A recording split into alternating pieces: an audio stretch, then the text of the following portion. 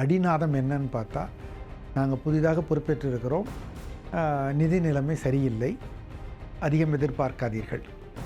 இதுதான் நோக்கம். இல்லைன்னா வெள்ளை அறிக்கை அவர்கள் கொடுக்க வேண்டிய அவசியம் இல்லை. இது ஆபத்தான குறியீடு அப்படின்னு பார்க்க வேண்டியிருக்கா? ஆமாம், அதாவது ஆபத்து என்பது நமக்கு இடுப்பளவு தண்ணிக்கு வந்துட்டோம், முழங்கால் அளவுக்கு இல்லை. ஒரு கால் திமுக அரசே திரும்ப வந்திருந்தால் அவங்க மட்டும்தான் வெள்ளை அறிக்கை கொடுக்க மாட்டாங்க. ஏன்னா அது முந்தைய அரசு, அவர்களுடைய அரசு. இப்போ அண்ணா திமுக வந்திருந்தாலும் கொடுத்துருப்பாங்க, இவங்க வந்தாலும் கொடுப்பாங்க. ஆக இது மாற்று அரசுங்கிறதுனால கொடுக்குறாங்க. இந்த 3 கட்சிகள் கொடுத்த வாக்குறுதிகளுமே நிறைவேற்ற அளவுக்கு தமிழ்நாடு பட்ஜெட்டில் பணம் இல்லை. அப்படி பார்த்தால் கூட இவர்கள் கொடுத்த அனைத்தையும் இவர்களால் நிறைவேற்ற முடியுமா, உடனடியாக முடியுமா என்றால் சந்தேகம் தான். கடன் வாங்கித்தான் செய்யணும். நியூஸ் 18 தமிழ்நாடு நேயர்களுக்கு வணக்கம். சிறப்பு நேர்காணலுக்கு உங்களை வரவேற்கிறோம். இந்த சிறப்பு நேர்காணலில் நம்மோடு இணைந்திருக்கிறார் பொருளாதார நிபுணர் திரு சோமவள்ளியப்பன் அவர்கள். சார் வணக்கம். வணக்கம். தமிழ்நாடு அரசு, புதிய அரசு பொறுப்பேற்று நிதிநிலை தொடர்பான ஒரு வெள்ளை அறிக்கையை வெளியிட்டிருக்கிறாங்க. இந்த ஒயிட் பேப்பர் அப்படிங்கிறது வழக்கமாக புதிதாக பொறுப்பேற்கக்கூடிய அரசுகள் வெளியிடுவது தான். முந்தைய அரசுகள் நிதியமைச்சர்களாக பொறுப்பேற்றுக் கொண்டவர்கள் வெளியிட்ட வெள்ளை அறிக்கைக்கும் இந்த வெள்ளை அறிக்கைக்கும் என்ன வித்தியாசத்தை பார்க்குறீங்க? பெரும்பாலும் பெரிய வித்தியாசம் இல்லை. அதாவது அடிநாதம் என்னன்னு பார்த்தா, நாங்கள் புதிதாக பொறுப்பேற்றிருக்கிறோம், நிதி நிலைமை சரியில்லை, அதிகம் எதிர்பார்க்காதீர்கள். இதுதான் நோக்கம். இல்லைன்னா வெள்ளை அறிக்கை அவர்கள் கொடுக்க வேண்டிய அவசியம் இல்லை. பெரிய வாக்குறுதிகளை கொடுத்துட்டு வந்திருக்கிறோம், மக்கள் ரொம்ப எதிர்பார்ப்போடு இருப்பாங்க, உடனடியாக நம்மளால் செயல்படுத்த முடியாதே, நிலைமையை சொல்லிவிடுவோம் என்று சொல்லுகிறார்கள். அதே சமயத்தில் நாங்கள் ஒரு நல்லா செய்வோங்கிற ஒரு கான்ஃபிடென்ஸ் கொடுப்பாங்க. இப்போ இந்த முறையும் அதைத்தான் அவர் செய்திருக்கிறார். மத்திய அரசு ஒரு முறை கொடுத்தாங்க, நிர்மலா சீதாராமன் 10 ஆண்டுகள் 2014க்கும் இதுக்கும் எப்படி இருக்குது என்று ஒன்று கொடுத்தார்கள். அப்போ நாங்கள் டெவலப் பண்ணோன்னு கொடுத்தாங்க அவங்க. நாங்கள் ரொம்ப சுமாராக எடுத்தோன்னு அவங்க வெள்ளை அறிக்கை கொடுக்கல. 10 ஆண்டுகளை நாங்கள் செய்திருக்கிறோம் பாருங்கன்னு கொடுத்தாங்க. ஆனால் இவங்க பிடிஆர் கொடுத்தது, ஜெயலலிதா மேடம் கொடுத்தது, அல்லது இப்போ கொடுத்தது எல்லாம் நாங்கள் சுவீகரித்து கொண்டிருப்பது வெகு சுமாரான நிதி நிலைமை என்பதை சொல்கிறாங்க. ஓகே, இப்போ இந்த வெள்ளை அறிக்கையில் அவங்க ரொம்ப முக்கியமாக அழுத்தி சொல்லக்கூடியது என்ன அப்படின்னா, மாநிலத்தினுடைய கடன் அப்படிங்கிறது கடந்த காலங்களில் இல்லாத அளவுக்கு மிக அதிக அளவிலான கடனாக இருக்கிறது. ஒரு 13 லட்சம் கோடி ரூபாய். அப்போ நிதி பற்றாக்குறையும் ஒரு 78,000 கோடியாக இருக்கிறது அப்படின்னு சொல்கிறாங்க. இது ஆபத்தான குறியீடு அப்படின்னு பார்க்க வேண்டியிருக்கா? ஆமாம், அதாவது ஆபத்து என்பது நமக்கு இடுப்பளவு தண்ணிக்கு வந்துட்டோம், முழங்கால் அளவுக்கு இல்லை. கழுத்தளவு வந்தால் தான் ஆபத்துன்னு நம்ம நினச்சிக்கலாம், அல்லது இடுப்பளவுங்கிறது ஆபத்து இல்லை அப்படின்னு நினச்சிக்கலாம். கடன் அளவு அதிகரித்து கொண்டே போகிறது. இப்போது நம்ம நீர் வரத்து அதிகரிக்க கொள்ளளவு மேலே மேட்டூர் நீரளவு அது மாதிரி கடன் அளவு அதிகரித்து கொண்டே போகிறது. ஒன்று அப்சல்யூட்டில், ஆனால் பர்சன்டேஜ் ஆஃப் ஜிடிபி, ஸ்டேட் ஜிடிபின்னு பார்த்தா அது ரொம்ப பெருசாக அதிகரிக்கலை. காரணம், தமிழகம் வேகமாக வளர்ந்துக்கிட்டு இருக்குது. அதனுடைய ஸ்டேட் ஜிடிபி கூடுறதுனால அதிக கடனை கூட அது தாங்குகிறது. அதனால் அந்த ஒப்பீட்டு அளவில் நாம் அதை நம்மளை சமாதானம் செய்து கொள்ளுகிறோம். ஆனால் அதுவும் ஒரு விதத்தில் ஒரு ஆபத்து தான். இப்போ அந்த கடனை வாங்கி என்ன செய்கிறோம் என்பதை பொறுத்து இருக்கிறது. இப்போ கடன் வாங்கலாங்கிறதுக்காக நம்ம அதிகமாக கடன் வாங்கி கொண்டு வேறு எந்த விதமான முதலீட்டு செலவுகளும் செய்யாத பொழுது பின்னால் இது சிரமமாக வருவதற்கான ஆபத்து இருக்கிறது. இப்போதைக்கு ஆபத்தல்ல, ஆபத்தை நோக்கிய பயணம். ஓகே, இப்போ நீங்கள் கடன் வாங்கி முதலீட்டு செலவு செய்யலை அப்படிங்கிறீங்க. இந்த வெள்ளை அறிக்கையிலும் அவங்க சொல்லக்கூடியது என்ன அப்படின்னா, நிறைய மக்கள் நல திட்டங்கள் இருக்கு, நிதி உதவிகள் இருக்கு, சப்சிடிஸ் இருக்கு, எல்லாமே இருக்கு. அப்படி இருக்கும்போது புதிதான வருவாய் ஆதாரத்திற்கான ஒரு மூலதனம் இல்லாமல் கடன்களை அதிகம் வாங்கியதும் இந்த நிதி பற்றாக்குறைக்கான ஒரு முக்கியமான காரணம்ங்கிறாங்க. அது சரிதானா? சரிதான். அதாவது இப்போது நம்ம பொதுவாக நம்ம கையில் எவ்வளோ பணம் இருக்கிறதோ அதை பொறுத்து நம்ம செலவு செய்கிறது தனி மனிதர்கள் வாழ்க்கை. அரசாங்கங்கள் பார்த்தா மொத்தமாக என்ன தேவைன்னு முடிவு பண்ணிக்கிட்டு எவ்வளோ வரவுன்னு பார்த்துட்டு மிச்சத்தை கடன் வாங்கணும். இவர்கள் மொத்தமாக என்ன தேவை என்று முடிவு செய்வதில் 2 பகுதி இருக்குது.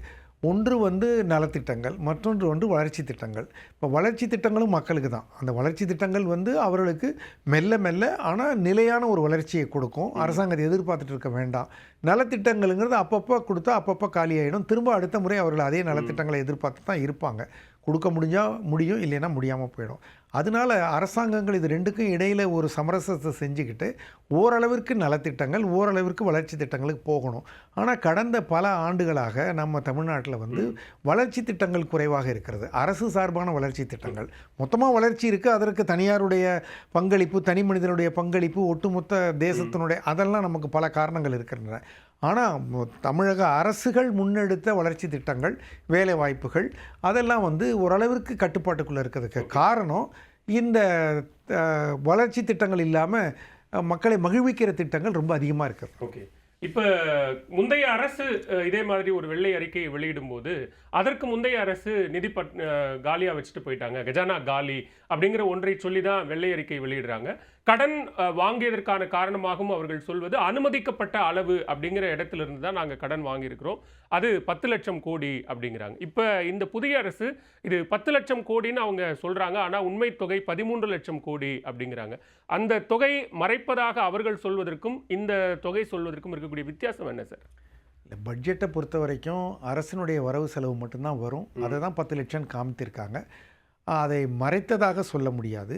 ஆனால் ஒரு கணக்கில் எடுத்துக்கொள்ளுகிற பொழுது அரசு வந்து யாருக்கெல்லாம் உத்தரவாதம் கொடுக்கிறதோ, அரசினுடைய துறை நிறுவனங்களாக தனியாக இருக்கிற போது அவர்களுக்கு தனி பேலன்ஸ் ஷீட்டு, அவர்களுடைய தனியாக வருமானம், செலவு, வரி எல்லாம் தனி தான்.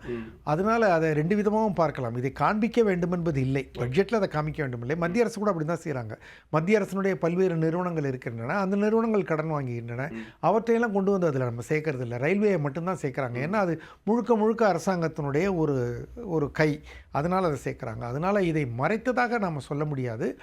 ஆனால் அரசு உத்தரவாதம் கொடுக்குற கடன் எல்லாமே அரசனுடைய கடன் போல தான். ஆக ஒரு மொத்தமாக ஆபத்தா இல்லையான்னு கவனிக்கிற போது இதுக்கு வேற இவ்வளோ கடன் இருக்கா என்பது ஒரு அதிர்ச்சியை தான் கொடுக்கிறது. தனிப்பட நாம் அதை கவனித்ததில்லை, சேர்த்து பார்க்கிற போது அது ஒரு அச்சத்தை தான் கொடுக்குது. இப்போ நம்ம மொத்த உள்நாட்டு உற்பத்தி வளர்ச்சி அப்படிங்கிற அடிப்படையிலிருந்து இந்த கடன் அளவையும் நிதி பற்றாக்குறையையும் ஒப்பிடுறாங்க இந்த வெள்ளை அறிக்கையில். அந்த ஒப்பீடு சரியானதா? தமிழ்நாட்டினுடைய வளர்ச்சி நம்ம மற்ற மாநிலங்களை ஒப்பிடும்போது கொஞ்சம் கூடுதலாகவே இருக்குது, டபுள் டிஜிட்டில் இருக்குது அப்படின்னு நம்ம சொல்லிட்டு இருக்கிற நேரத்தில் இந்த ஒப்பீடு சரியா? அதாவது இப்போது நம்ம கர்நாடகா, குஜராத்து, மகாராஷ்டிரா மூணையும் ஒப்பிட்டு நம்மளுடைய பல்வேறு அம்சங்களை நம்ம குறைவாக இருக்கோன்று இந்திய வெள்ளை அறிக்கை சுட்டி காட்டுது. அதுக்கு சரிதான். அந்த விதத்தில் நம்மோடு ஒப்பிடக்கூடிய வளர்ச்சி அடைகிற வேகமாக இருக்கிற மாநிலங்களோடு பார்க்கிற பொழுது நாம் அதைத்தான் நம்ம பார்க்கணும். நம்மளுடைய ஒரு முன்மாதிரியாக பார்த்து அவங்களாம் அப்படி இருக்காங்க, நம்ம ஏன் மோசமாக இருக்கோம் தான் நம்ம நினைக்கிறது தான் சரி. நம்ம பீகார், உத்தரப்பிரதேசம் போன்ற மாநிலங்களை பார்த்தா, பஞ்சாபை பார்த்தா அவன் இன்னும் கடன் வாங்கியிருப்பான். அதனால் அவன் கடை போகிறான், நானும் கடை வேணுங்கிற அவசியம் இல்லை. நம்ம எப்படி சரி செய்து கொள்ள வேண்டும் என்று தான் பார்க்க வேண்டும். ஒட்டுமொத்த உற்பத்தி நன்றாக இருப்பதனால் கடன் வாங்கலாம், அது அளவுக்குள்ளே தான் இருக்குது அப்படின்னு சொல்கிறதுங்கிறது அந்த அளவுக்குள்ளார இருக்கிறது. அவ்வளோதான். ஒரு ஆள் வந்து இதுக்கு மேலே ஒரு ஆள் ஓட முடியாது, விழுந்துருவார்னா அந்த கடைசி வரைக்கும் அவர் ஓடக்கூடாது. இப்போ ஒரு ஃபோனில் இருக்கிற பேட்டரி வந்து 10% கீழே வேலை செய்யணும்னா ஒரு முறையும் 10% கீழே வரக்கூடாது. 10% தான் இருக்கே, அளவுக்குள்ளே தானே இருக்குது. பேட்டரி இன்னும் ஒர்க் பண்ணிக்கிட்டு தானே இருக்குது. ஃபோனுன்னு சொன்னால் கொஞ்ச நேரத்தில் இது டெட் ஆகிடும். ஆக அந்த மாதிரி நாம் வந்து 20% இருந்தால் சரி என்கிற இடத்துல 28 இருக்கிறோம். 28 அனுமதிக்கப்பட்ட அளவு. அதுலேருந்து குறைத்துக் கொள்ளுகிற முயற்சியில் தான் நம்ம இருக்க வேண்டுமே தவிர, அல்லது வளர்ச்சிக்காக நம்ம பண்ணோம்னா இன்னும் 3-4 ஆண்டுகளில் அதுலேருந்தெல்லாம் வருமானம் வர ஆரம்பிச்சிடும். அப்போ நமக்கு இந்த கடன் ஒன்றும் இல்லாமல் போய்விடும் என்றால் அதை நாம் ஏற்றுக்கொள்ளலாம். இப்போ கடன் வாங்கி என்ன செய்கிறோம் என்பதையும் பார்க்க வேண்டியிருக்கு, கடன் அளவு இவ்வளவு இருக்கிறது. இப்போ இந்த வெள்ளை அறிக்கையில் சொல்லக்கூடியது கடன் அப்படின்னு பட்டியலிட்டா பொதுத்துறை நிறுவனங்கள்ல மின்துறைக்குத்தான் மிக அதிக அளவில் கடன் வாங்கப்பட்டிருக்கு அப்படின்னு சொல்றாங்க. வெள்ளை அறிக்கை வெளியிடுவதற்கு முன்பாக மின்துறைக்கான நிதி ஒதுக்கீடும் மின்துறை பணியாளர்களுக்கான அறிவிப்பும் வருது அரசு தரப்பிலிருந்து. ஸோ அதே நேரத்தில் மின்துறை தான் மிக அதிக அளவில் கடன் வாங்கியிருக்கு அப்படிங்கிற ஒரு தகவலையும் சொல்றாங்க. அது சரியான அணுகுமுறையா? இப்போ வந்து சில விஷயங்கள் வந்து மக்களுக்கு ரொம்ப நெருக்கமான விஷயங்கள், மின்சாரம் போன்றது. அதனால் தேர்தல் சமயங்களில் இவர்கள் கொடுக்குற இந்த 100 யூனிட் என்பதே அந்த நிறுவனத்திற்கு சுமை. இப்போ ஆண்டுக்கு ஆண்டு வந்து அரசாங்கம் இந்த தொகையை கொடுத்துடணும், அந்த நிறுவனத்தை தாங்க சொல்லக்கூடாது. அந்த நிறுவனத்தை ஒரு தனிப்பட ஒரு கமர்ஷியல் ஆர்கனைசேஷனாக, அது ஒரு வரவு செலவை பார்த்து கொண்டுகிற ஒரு ஆரோக்கியமான நிறுவனமாக அதை வளர விட வேண்டும். இப்போ இந்தியாவில் பார்த்தீங்கன்னா எண்ணெய் நிறுவனங்கள் இருக்குது, HPCL, BPCL, ஆயில் இண்டியாலாம். இந்த நிறுவனங்களை எல்லாம் நீங்கள் வந்து பெட்ரோல் விலையை ரொம்ப குறைச்சி தான் நீங்கள் கொடுத்தாகணும்னு கட்டாயப்படுத்துனா 2 வருஷத்துக்கு கொடுப்பான், அதுக்கப்புறம் இடத்துல மூடிட்டு போயிடுவோம், அப்புறம் இந்தியாவில் எண்ணெயே கிடைக்காது. அந்த எண்ணெய் நிறுவனங்களால் எண்ணெயை கொண்டு வர முடியாது. இப்போ அந்த எண்ணெய் நிறுவனங்களுக்கு ஏன் சுதந்திரம் கொடுத்துருக்குறாங்கன்னா, நீ என்ன பண்ணுவேன்னு தெரியாது, நீ கொஞ்சம் ஓரளவுக்கு லாபம் பண்ணு, ரொம்ப பண்ண உன்னை விட மாட்டேன், நான் கண்காணிப்பேன், எப்பயாவது நான் உன்னை விலை குறைச்சி கட்டாயமாக கொடுக்க சொன்னேன்னா நான் சப்சிடி கொடுத்துருவேன்.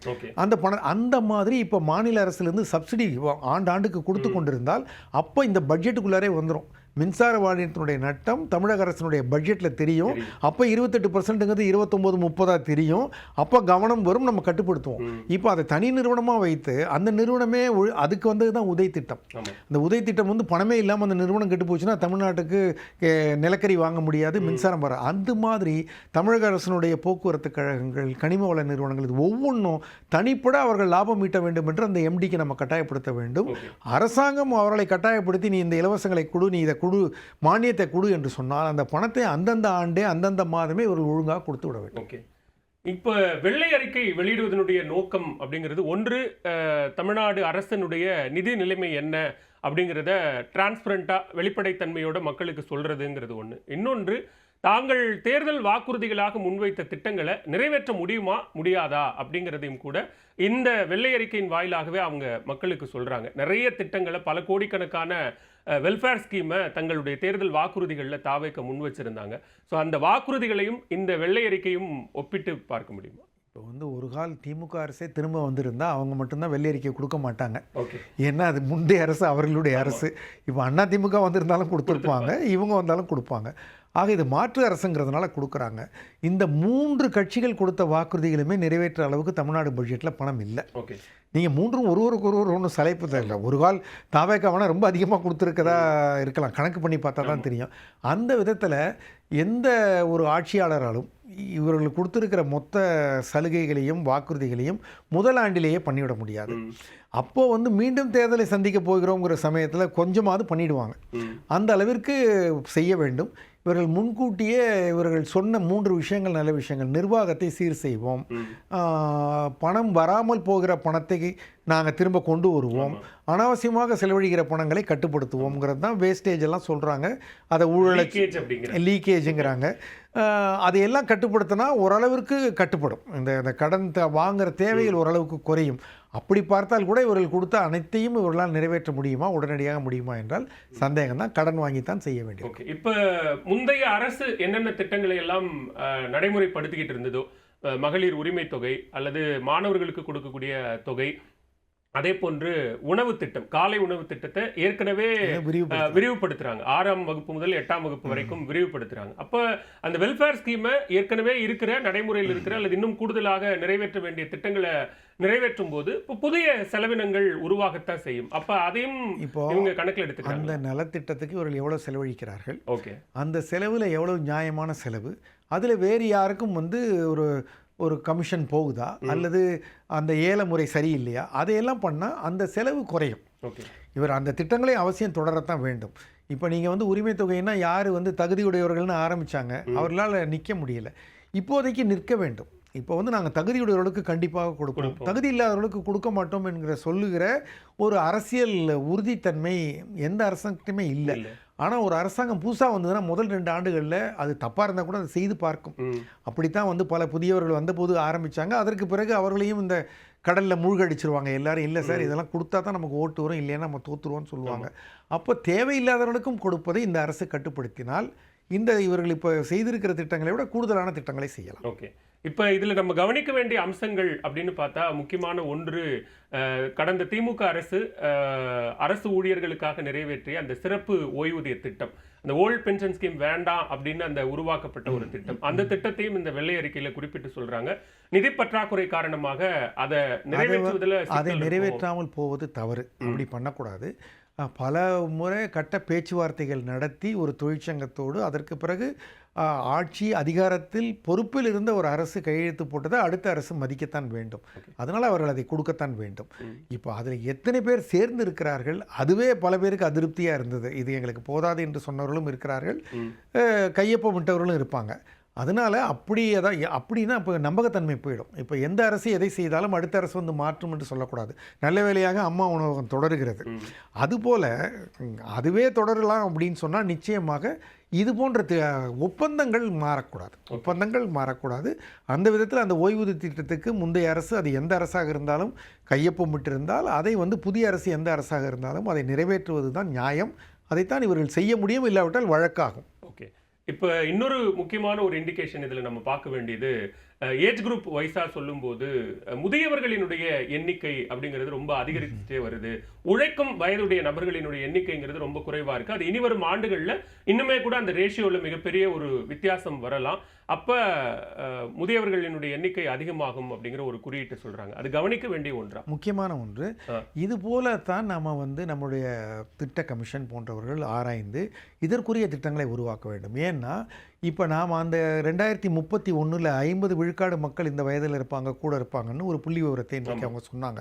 அப்போ நம்ம 2031 திடீரென்று நம்முடைய வருமானம் குறைகிறதே, நிறைய பேர் வேலைக்கு போகலை, அவர்கள் சம்பளம் வாங்கவில்லை என்பது தவிர ஓய்வூதியம் கேட்டுக்கொண்டு இருக்கிறார்கள், அரசால் கொடுக்க முடியலையே என்று அந்த எண்ணிக்கையை அன்றைக்கு பார்த்தால் 2031ங்கிற கேலண்டரை திருப்பி கொண்டு போய் 2021 ஆக்க முடியாது, பின்பக்கம் போக முடியாது. அதனால் இவற்றைத்தான் முன்கூட்டி அவர் அரசாங்கம் யோசிக்க வேண்டும். எப்படி மெகா ட்ரெண்ட் இருக்குது, டெமோகிராஃபிக் ட்ரெண்ட் எப்படி இருக்கிறது, இவற்றையெல்லாம் யோசித்து அதற்குண்டான வழிமுறைகளை அரசாங்கம் செய்ய வேண்டும். அதற்குத்தான் வந்து நம்ம திட்ட கமிஷன் போன்றவற்றை எதிர்பார்க்கிறோம். வெறுமனே வந்து இவர்கள் தேர்தல் நேரத்தில் போட்டி அரசியலில் கொடுக்குற வாக்குறுதிகளை எப்படியாவது நிறைவேற்றி விடுவோம், அது எல்லோருக்கும் கொடுத்து விடுவோம், நாம் அடுத்த தேர்தலிலும் ஜெயிப்போம் என்பது போல செய்து கொண்டிருந்தால் இது போன்ற பூதாகரமான தீர்க்க முடியாத மிக பெரும் பிரச்சனைகளை பின்னால் நாம் சந்திக்க வேண்டியது வரும். ஓகே, இப்போ மிக முக்கியமாக இவங்க சொல்லக்கூடிய இன்னொரு விஷயம் என்ன அப்படின்னா, நிதி ஆதாரத்தை பெருக்குவதற்கு, வரி வருவாயை உயர்த்துவதற்கு அப்படிங்கிறத ரொம்ப ஸ்டாண்டர்டான ஒரு இதுவாக வைக்கிறாங்க.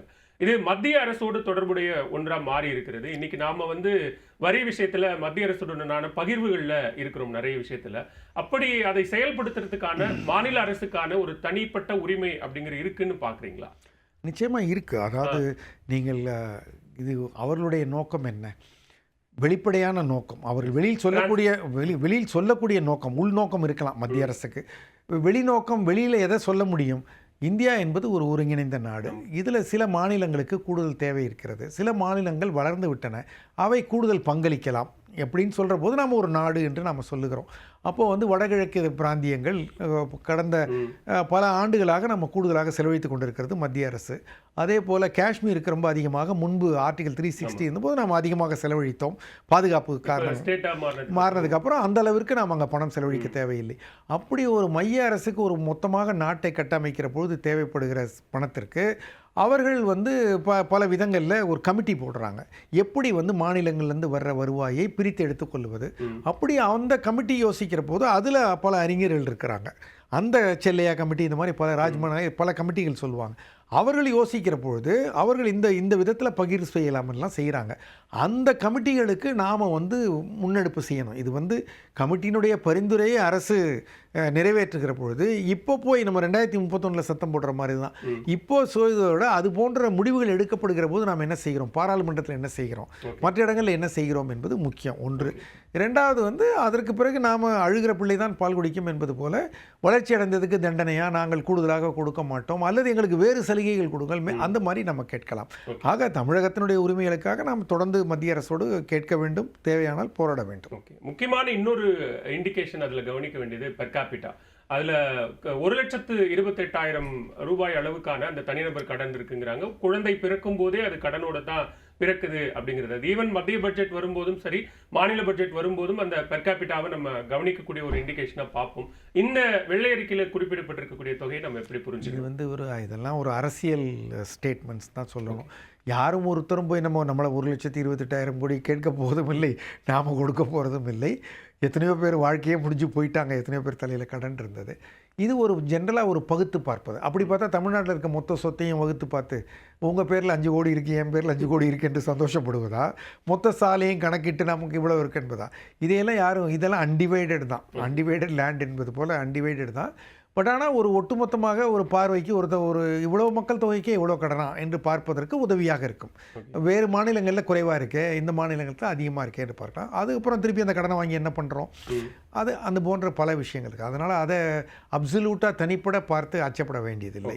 இப்ப இந்த புதிய அரசு நீங்க சொன்ன மாதிரி அவங்க அறிவித்த திட்டங்களை நிறைவேற்றணும் அப்படின்னா, அப்ப ஒன்று வருவாய் மூலதனத்தை அதிகரிப்பது, இல்ல வழக்கம் போல கடன் வாங்குவது அப்படிங்கிறது. நிறைய திட்டங்கள் இருக்கு, வாக்குறுதிகள் இருக்கு. இன்னும் 2 ஆண்டுகள் ஆனாலும் கூட அந்த திட்டத்தை நிறைவேற்றணும் அப்படின்னா, அப்ப மீண்டும் தமிழ்நாட்டினுடைய கடன் சுமை என்பது அதிகரிக்காதா?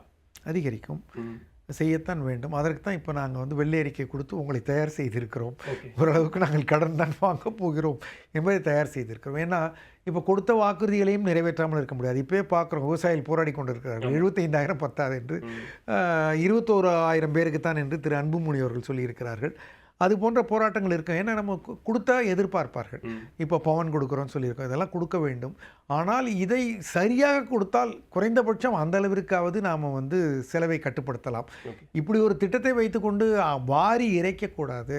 சரியானவர்களுக்கு இப்போ தண்ணியை கூட வாரி இறைக்கல, ட்ரிப் இரிகேஷன் என்று சொட்டு நீர் பாசனமாக தேவைப்படுகிற வேருக்கு மட்டும் கொடுக்குற ஒரு காலகட்டத்தில் நாம் வந்து மொத்தமாக தேவையோ இல்லையோ என்று பணத்தை அள்ளி இறைக்காமல் கொடுத்த வாக்குறுதிகளோடு நிறுத்தி கொண்டு சரியானவர்களுக்கு மட்டும் கொடுத்து கடனை ஓரளவுக்கு வாங்கி நெறிப்படுத்தி தான் போக வேண்டும். நம்ம இந்த பிரச்சனையை கடந்து தான் ஆக வேண்டும். இப்ப பொதுவாகவே சமீப சில ஆண்டுகளாக மாநிலங்களிலும் சரி மத்திய அரசும் சரி மக்களுக்கு கொடுக்கக்கூடிய நலத்திட்டங்களை டைரக்ட் பெனிஃபிட்டா கேஷா கொடுக்கறது அப்படிங்கிற ஒரு முறையை கையில் எடுத்திருக்கிறாங்க. பொருட்களா கொடுக்கறது அப்படிங்கறத தாண்டி மகளிர் உரிமை தொகை அப்படிங்கிறதோ, மாணவர்களுக்கான உதவித்தொகை அல்லது வேலை இல்லாத இளைஞர்களுக்கான உதவித்தொகை அப்படிங்கிற அந்த கேஷ் பெனிஃபிட் அப்படிங்கிற ஒன்றை கையில் எடுத்திருக்கிறாங்க. இது பெருமளவு பட்ஜெட்ல அல்லது கடன் சுமையை அதிகரிக்கிறதுல ஒரு முக்கிய பங்காற்றுதுன்னு பார்க்கலாம். இல்லை, இது நன்மை. இது எப்படின்னா, முன்னாடி வந்து கிராமப்புற வேலையை எத்தனை பேர் பார்த்தாங்கன்னா அங்கே இருக்கிற யாரோ ஒரு கணக்கு எழுதி கொடுப்பது தான், அவர் கையில் பணம் போய் அவர் பிரித்து கொடுப்பது தான் என்கிற போது 100 ரூபாய்க்கு பதிலாக 80 ரூபாய் கொடுத்த கணக்கெல்லாம் நம்ம கேள்விப்பட்டிருக்கிறோம். பலர் வராமலே. இப்போது டைரக்ட் பெனிஃபிட் ட்ரான்ஸ்ஃபர் என்பது குறைந்தபட்சம் அந்த நபருக்கே போய் சேர்ந்து விடுகிறது. அந்த பணம் அந்த அளவில் வேகமாகவும் போய்விடுகிறது. யாரையும் எதிர்பார்க்க தேவையில்லை என்பதெல்லாம். அந்த அளவை நாம் வந்து இப்போ வருமானத்தை வைத்து அவர்களுக்கு எத்தனை திட்டங்களில் ஒருவரே பயன்பெறுகிறார் என்பதை கண்டுபிடித்து, இப்போ இவர்கள் தாவேகாவுடைய அறிக்கையில் கூட ஒருத்தர் வீட்டிலேயே ஒரு விவசாயம் செய்து கொண்டு இருக்கலாம், அங்கேயே ஒரு தறி இருக்கலாம், அங்கேயே ஒரு மின்சார யூனிட் இருக்கலாம், அவர்கள்ட்டே ஒரு படிக்கிற மாணவன் இருக்கலாம். இவர்களுக்கு ஒரு குடும்பத்துக்கே 2-2.5 லட்சம் ரூபா வரைக்கும் கூட மாதம் வரக்கூடிய ஒரு வாய்ப்பு இருக்கிறது. எல்லாத்துக்கும் தற்செயலாக எல்லா குடும்பமும் அப்படி இருக்காது. அப்படி இருந்தால் ஒரு குடும்பத்துக்கு இவ்வளவுதான் என்று ஒரு வரம்பு வைக்கலாம்.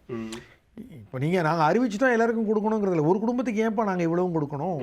ஒன்று விவசாயியாகவா, இல்லைன்னா நெசவாளியாகவா, இல்லை மாணவனுக்கு உதவியாக கேள் அல்லது மகளிர் உதவியாக கேள் என்று ஏதோ ஒரு விதங்களை இதை நெருக்கப்படுத்த பார்க்கலாம். எதிர்ப்பு வரும். எதிர்கட்சிகள் இதை ஒரு வம்பு பேசுவார்கள். அதனால் வந்து அரசாங்கம் பயந்து விட்டால் எல்லாருக்கும் கொடுத்து விடுவார்கள். மொத்தமாக கடன் பற்றி இன்னொரு நேர்காணல் செய்வோம்.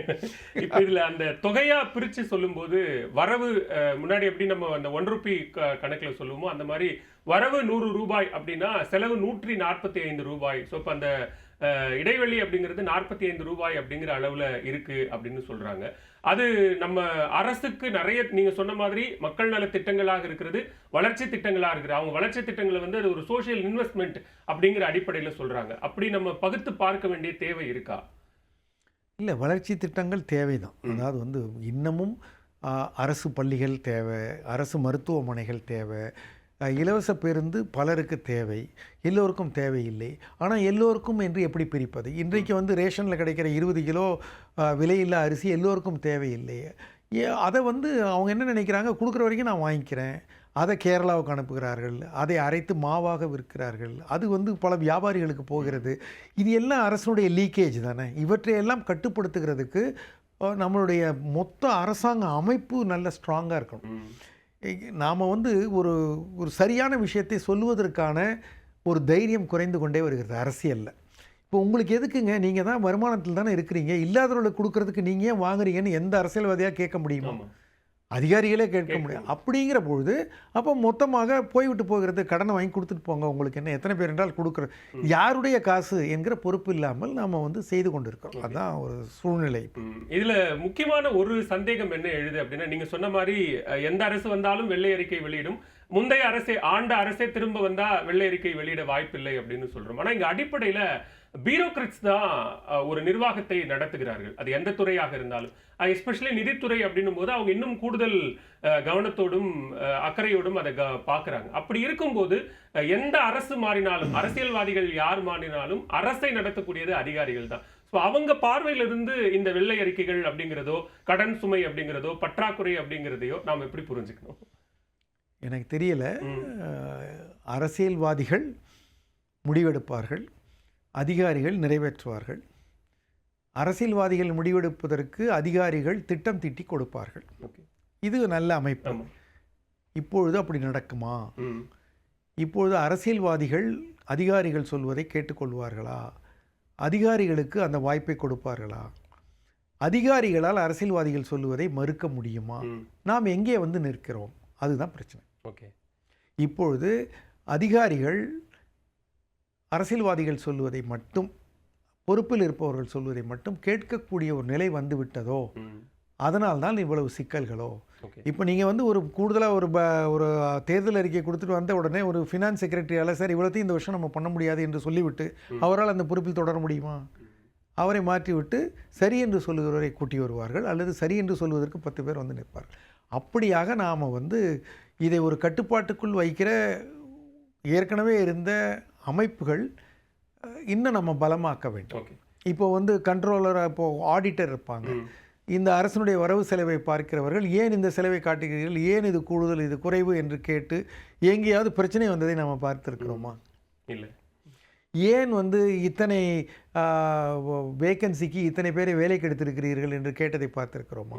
அப்படிப்பட்ட அக்கௌண்டபிலிட்டி எல்லாம் வருகிற போது இந்த பட்ஜெட் இன்னும் சிறப்பாக. ஒரு புதிய அரசு ஒரு மாற்றத்தை கொண்டு வருவோம், ரொம்ப டிரான்ஸ்பரண்டா இருப்போம் அப்படின்லாம் சொல்லியிருக்கிறாங்க. ஒரு நீண்ட நெடிய அனுபவம் கொண்ட நீங்கள் இந்த புதிய அரசுக்கு சொல்லக்கூடிய அறிவுரைகளோ ஆலோசனைகளோ என்ன?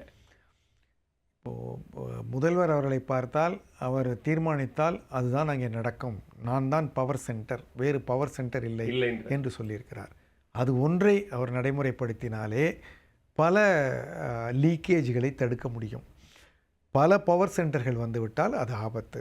அந்த விதத்தில் அவர் தீர்மானமாக அடுத்த முறை வருகிறேனோ இல்லையோ, இன்னொரு முறை எனக்கு ஓட்டு போடுவார்களோ இல்லையோ, கிடைத்த ஒரு வாய்ப்பில் என்னால் ஒரு சிறந்த நிர்வாகத்தை கொடுக்க முடியும், இப்படித்தான் ஒரு அரசு நடக்க வேண்டும் என்பதை நான் செய்து காட்டுகிறேன். என்னிடம் பல இளைஞர்கள் புதிதாக வந்திருக்கிறார்கள், புதியவர்கள் அரசியலுக்கு வந்திருக்கிறார்கள், அவர்களை வைத்து செய்வேன் என்று அவர் ஒரு தீர்மானம் எடுத்துக்கொண்டு செய்தால் அது தமிழ்நாட்டுக்கு நல்லது. ஓகே, மிக்க நன்றி சார். தாவேக அரசு புதிதாக பொறுப்பேற்று பட்ஜெட்டுக்கு முந்தைய ஒரு வெள்ளை அறிக்கை தமிழ்நாட்டினுடைய நிதிநிலை தொடர்பாக வெளியிட்டிருந்தார்கள். அது தொடர்பான பல்வேறு பகுப்பாய்வுகளையும் எங்களோடு பகிர்ந்து கொண்டமைக்கு மிக்க நன்றி. மிக்க நன்றி. மீண்டும் மற்றொரு நேர்காணலில் சந்திக்கலாம். நன்றி, வணக்கம்.